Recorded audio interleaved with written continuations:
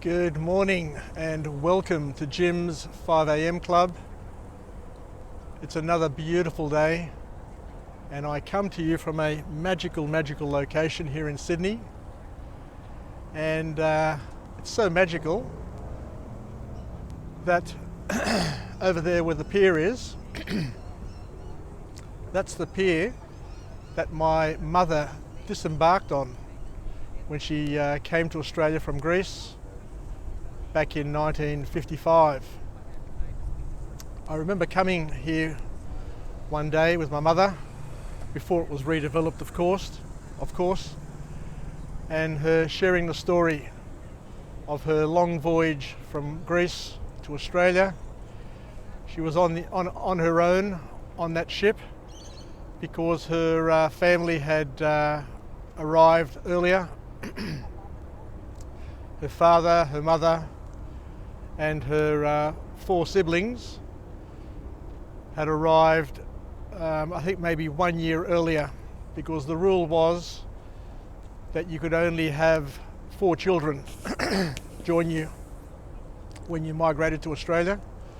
So my mother stayed in Greece, and a year later they made application for her to join them, and she came on a merry way to join them here in Australia. My mother is the oldest of the children in the family. She was the firstborn, and she recalls that when she came on that voyage and disembarked, her father and uncle, I think, had come to pick her up from the from the pier. And as they were driving away, she remembers going past a pub that was over there on the corner, I think, somewhere. And her first impressions of Australia was seeing women in the pub barefooted. And she said to herself, how wonderful to be in a country where people can be so relaxed, that they can be drinking, enjoying themselves without the pressures and expectations of a European style of country. So that's just a little anecdote that my mother shared with me, but it meant a lot. You know, she was reunited with her family. She was in a new country with new opportunities. We mustn't forget that Greece went through World War II. It was annihilated by the Germans and then occupied by Germany and the Italians, which damaged the economy immensely. And then, to add insult to injury, Greece also had a civil war from 1945 to 1949, which set brother against brother, family against family, all for ideological, political reasons. So it was very sad to think that many families had to be uprooted and leave their homeland, had to leave Greece to come and find a future somewhere else. My mother never got to see her grandfather, her favourite grandfather, ever again. She had cousins, she had family members that she didn't get to see for many years later. I think it took my mother 35 years to visit Greece, to go back to Greece. And my father as well, it took him 35 years. His mother died, his father died, his brother died. So he went back to Greece, and he said that when he went back there, he had to go to the cemetery to pay his respects to his family members that he didn't really get a chance to grieve for, given that they died, and he found out a week, 2 weeks, a month later. So he didn't even get a chance to go back. He didn't even get a chance to grieve for them. Anyway, that's my story for today. So let's turn our attention now to something else that I've got near and dear to my heart. I studied accounting at Sydney University, and I've been a corporate accountant for most of my life, having worked for some of the biggest and best corporates. I spent 25 years in the IT&T industry, and then spent some time in recruitment, being a commercial manager there in recruitment, and then also spent some time in a law firm, in a top-tier law firm, working with the senior partners. There were 150 senior partners, and I'd be working with them to help them improve the margins and the profitability of each of their practices. So, and one thing that I want to talk to you about is how little people understand about discounting, and how little people understand the impact that discounting has on their profitability and on their targets. All businesses these days have targets, so recruiters, lawyers, everybody has targets to meet and profitability to achieve. In an organisation, especially in the services industry, there are two types of people. There are fee keepers or fee earners and fee burners. So the fee earners are the ones who are face to face with the client, who delivered the service and who have the budgets and targets to achieve. And the fee burners are the support staff, the accountants, the secretaries, the IT staff, all the other people who work in the background. So the fee earners need to not only recover enough money to pay for their salaries, but they also need to earn enough money to pay for the salaries of the fee burners, of the support staff, as well as occupancy costs, operational costs, and all the other costs of a business.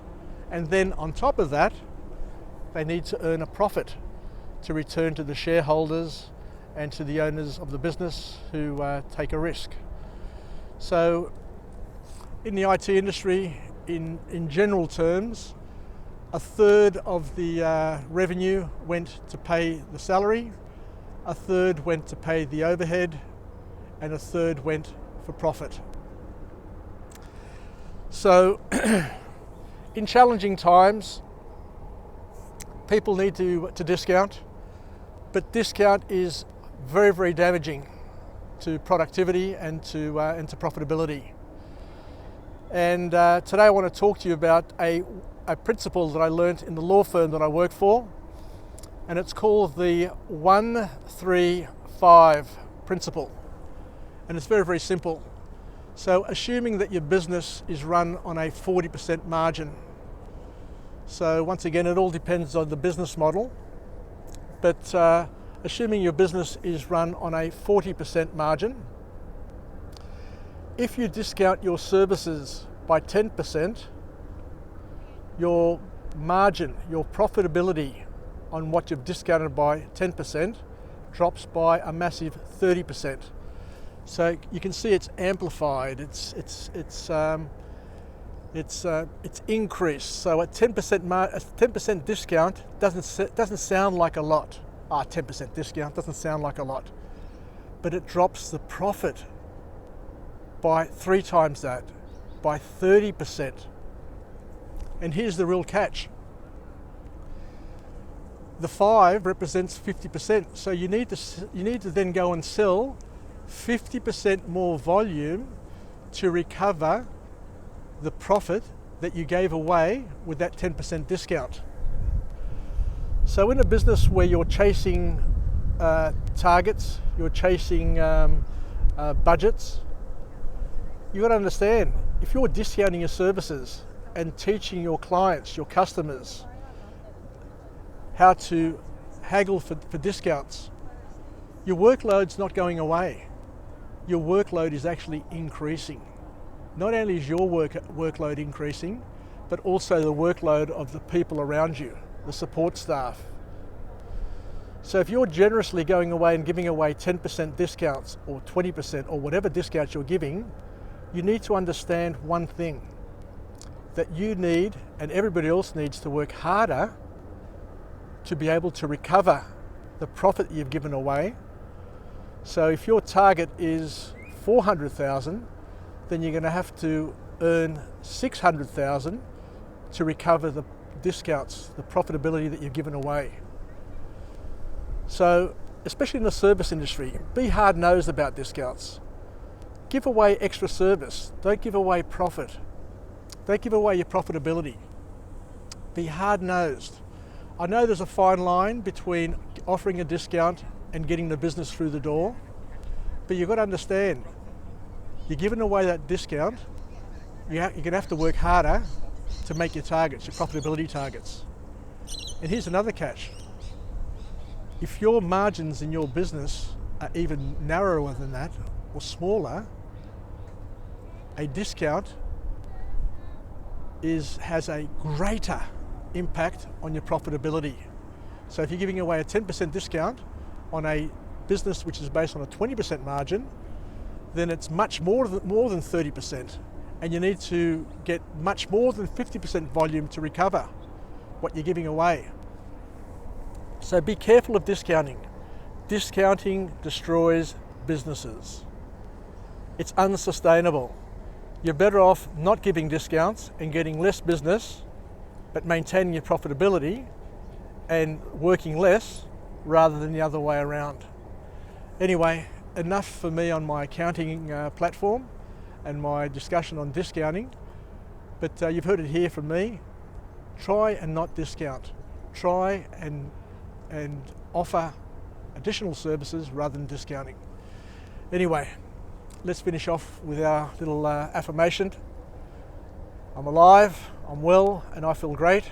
Stay connected, stay relevant, be hard-nosed when it comes to discounting, and people will respect that. If you're offering a great service, don't worry. No two services are the same. If somebody else says that somebody else will give you a discount, say, well, look, we don't offer the same service. Even though it may look the same, it's not the same. Don't fall into that trap of thinking that services are all the same. They're not the same. So all the best, take care, and we'll chat again. Bye from now, and see you tomorrow at 5 o'clock. Cheers.